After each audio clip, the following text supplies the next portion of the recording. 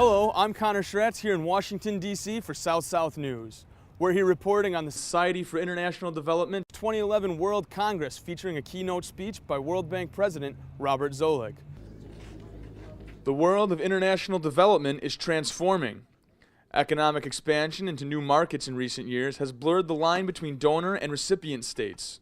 Meanwhile, financial troubles in developed Western economies have opened the door to investment opportunities for countries of the global South, many of which are developing countries themselves. There is a change in the economic and political power situation in the world. Very positive is that in particular, African, Latin American and Asian countries are reaching unprecedentedly high rates of economic growth. This theme dominated the discussions on the opening day of the Society for International Development World Congress in Washington, D.C. The Society for International Development, or SID, is a global organization that has worked for growth and progress in low-income countries since its founding in 1957. The theme of this triennial three-day conference is Our Common Challenge, a world moving towards a sustainable future. I think we have more leadership in the developing world than we have ever seen before. At the level of international institutions, governments, civil society, across the gamut, we are seeing the emergence of leaders who give meaning to that notion of country ownership by virtue of the fact that they are owning and leading. In a world of economic uncertainty and political unrest, expert speakers did not bemoan the potential for foreign aid reductions from rich countries. Rather, they celebrated the practical ongoing projects that creatively address the problems facing the developing world and the emergence of new strategies to reduce poverty and allow countries to flourish. Many of the ideas that were competing in terms of development, because there has always been competing ideas in terms of development, not only one paradigm. But what is happening now that is different from the past is that those competing ideas have more power to be put on the table as options and getting away from one-size-fits-all type of policies.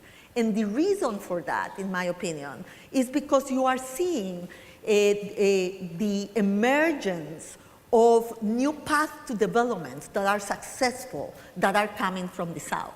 What is important for Africa is not to ask, do you want the Chinese model, the Turkish model, the American model? No. The answer is, here we have a continent of 1 billion people, rich natural resources, and we would like to unlock this potential for the good of the world and for the good of African people themselves. How best do we do so? The highlight of the Congress's opening day was an informal conversation with World Bank President Robert Zoellick. Since taking the reins of the World Bank in July 2007, Mr. Zoellick has advocated a policy of refocusing the bank's strategy from one of top-down financial advice to a more democratic system of analysis, transparency, and objective results. This new policy represents an important shift in the paradigm of international aid planning.